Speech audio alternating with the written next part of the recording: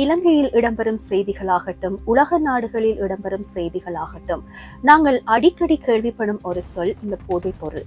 இந்த போதைப் பொருள் என்ற சொல்லை கேட்டாலே எல்லோரையும் நடுநடுங்க வைக்கிறது. இப்படி இருக்க, பெரு என்ற ஒரு நாட்டில் ஸ்பைடர்மேன் வேடம் அணிந்து ஒரு போலீஸ் அதிகாரி போதைப் பொருள் கடத்தல் கும்பலை மடக்கி பிடிச்சிருக்கிறார்.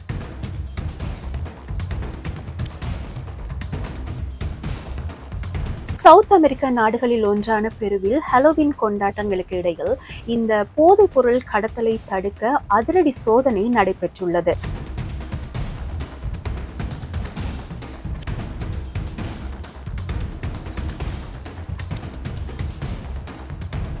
தலைநகர் லிமாவில் சாண்டியாகோ டி சர்கோ என்ற இடத்தில் போதைப் பொருள் கடத்தப்படுவதாக போலீசுக்கு தகவல் கிடைத்திருக்கு.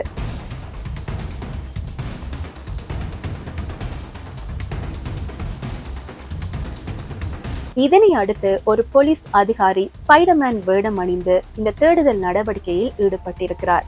இதில் கொக்கைன் போதைப் பொருள் சிக்கியிருக்கு. உடனடியாக அந்த போலீஸ் அதிகாரிகள் 3 பேரை கைது செய்துள்ளார்கள்.